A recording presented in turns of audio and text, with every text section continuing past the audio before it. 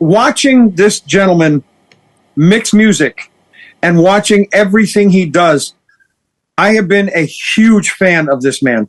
Now a friend and family member, but a huge fan of everything he does, whether it, out in Vegas, wherever I see him, it's just, I could dance all night. My poor legs go nuts. But tonight, we're going to turn this over to Drew Pierce for our closer of the evening. My friends, Mr. Drew Pierce.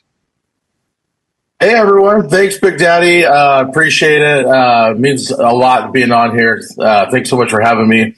I was thinking about today, and you really got me going introspective and just thinking about everything about my career and everything I go and what I want to talk to all the new people about. So start off, everyone that doesn't know me, we're giving that classic little speech. But I'm Drew. I work for a direct music service.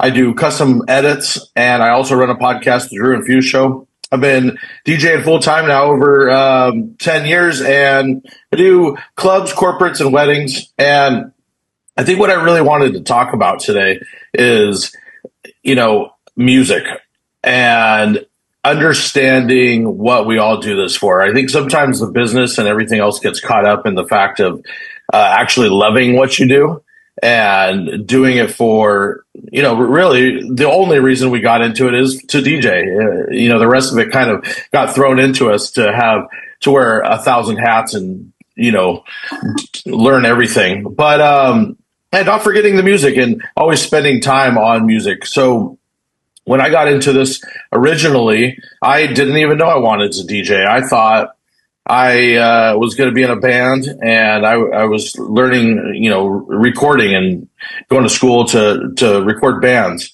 And along that process, stumbled across DJing and realized, the power of just being on stage and how much I loved it and how happy it makes everyone feel, which, really playing your own music is a bit of a challenge, so I was able to see that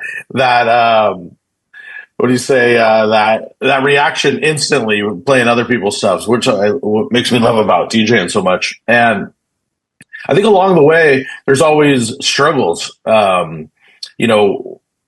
I always think back on what I got into it for in the DJing and never lose sight of the actual love of what it is, whether it's a bad event or this is going on in my life or what that is going on in life. But I do it for the music and I do it for the fun. And, that's what brings me all the joy. So the business is important. It's, listen to everybody else and follow all their stuff, but really never losing sight of the love of it, An analogy that I use all the time is, a band's first album was always their toughest one to record. They're struggling their hardest during their first album, and they're sleeping on couches and, not getting paid for gigs and doing all this stuff. But when it's all said and done, that's the one that everyone remembers. And that's what everybody, really loves. And so even though you might be struggling and, climbing the ladder and doing all the things, like you're going to look back on those times as the most valuable times. And, yeah. So when I really got started, I was grinding it out, making no money, just doing some bar gigs. And when I finally got my first break, it helped because I was able to keep a dead room going. I could keep, 5 people going, and being able to put every ounce of yourself into those 5 people for that little moment and making them go has actually helped, a lot of my career in the long run. Is you never know who's standing in front of you. Some of my biggest breaks came from DJing to seriously 5 people at a bar and getting my card and then going, "You're awesome. We're going to recommend you." So you never know who's watching you, and you always just got to stick on that journey of remember what you're there for. Even if nobody's in front of you, it's to do the job and do what you love, and try and get people up and jumping and doing the thing. And the hardest parts ultimately end up being your best parts and the funnest parts to look back on, Awesome. Can definitely be. Drew, talk a little bit about, you talked about the love of music is a big part because most all of us got into it because of that. You get to a point in your career where you start to feel maybe that slightly burned out, for lack of a better way to describe it, especially if you're doing the same type of shows all the time. What are your thoughts on how can you regenerate that love of what got us into this in the first place?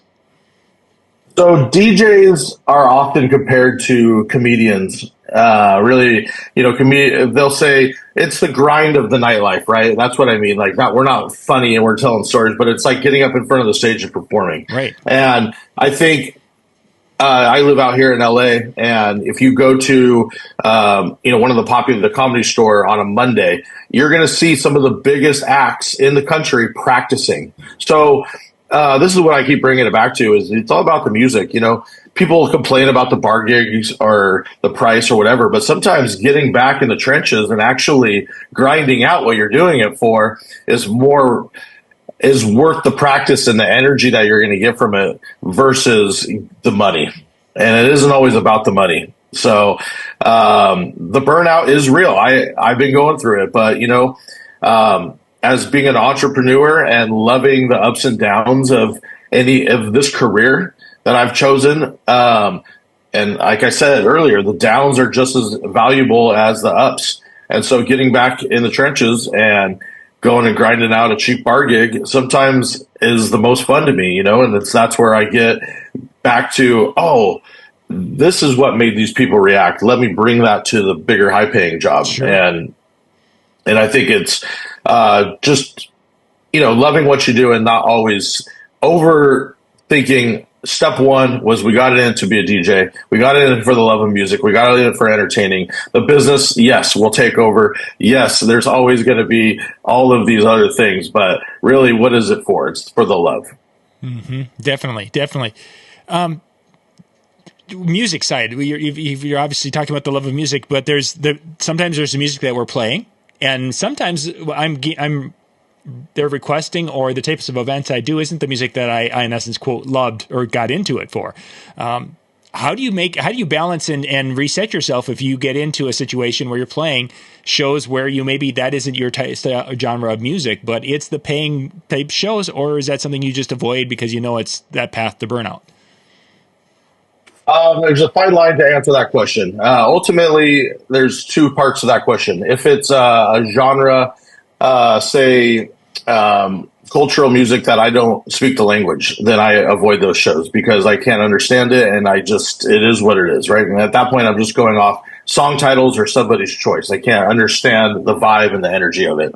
Everything else, I purposely put myself in those rooms. So a hip hop room that I haven't played, if I haven't played hip hop in a while, I purposely seek out and book a show so that I have to go through and do all of the homework and get my crates back up so that I play it.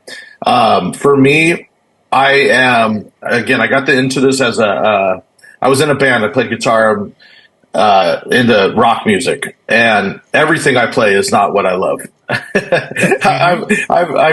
I've grown to like a lot of it, but it's not what I would say I quote unquote love. That being said, when I watch somebody be happy, so I DJ at a club here locally, and it's 21 to 25-year-old. We tons of girls there, which makes life easy watching them dance. But the Charlie XCX album, Brat, it was a big thing, Brat Girl Summer, and all of them came. And watching all these girls freak out to these new songs was more enjoyable than it didn't matter about the music. I was just like, oh, this song is my tool. It's like being a plumber or whatever. Yeah. This is my tool to get this reaction and get through this moment. So I consider each song or tool, whether I like it or not, as like a momentum jump and just part of the trade. Really, I don't care about the music anymore. I see it as a tool. Speaking of, you mentioned crates earlier. And let's kind of build off that tool. When you're taking these tools and putting them into the crates, that's kind of a form of a therapy, as I'm kind of reading between the lines with you. Am I correct on that one? Yeah, something fairly known for is organization, tagging, and crates. I I mean, again, it comes back to the music. I got into it for music. I consider I'm an old DJ. I got into it with vinyl. I was collecting vinyl. I was sleeping on the floor at my parents' house at turntables, and I just had the room covered in vinyl. And the way I see current music as to not overthink it and just to dumb it way down is to think of every single song as a record, right? And organizing that crate and using it as a tool. Again, which tool do I need for which job? So try and really understand your music and organize it so that you know where the energy levels are. And when you're stuck in a pinch, are you going to go grab that B-side that you spent all this time collecting, or are you going to go for the tried and true when your dance floor is dying? So organization when you're on stage and everyone's staring at you is going to get you through every single gig. It's just you can't get around it. Yeah, definitely. Great stuff. Yeah, thanks, Drew. Drew, thank you ever so much, my friend. I appreciate you. Direct Music Service is lucky to have you, as is every event you do. What I want you to do now is relax, enjoy the music. Yeah. And again, to all of these amazing folks we had on this evening, I thank you. My friends, one more time, follow this man everywhere he goes. Mr. Drew Pierce. Thank you, Drew. I appreciate you, Ben. Thank you so much, both of you guys. Yeah. Thanks for educating everyone. I'll leave you with this last little tiny little baby piece. Beautiful. I feel that every single person in my life told me I couldn't do this. And the fact that you two are championing these people is awesome. You can do it. So yes, you can, my friend. Yes, you can. Drew, thank you so much. Get some relaxed time in and have a great night, buddy.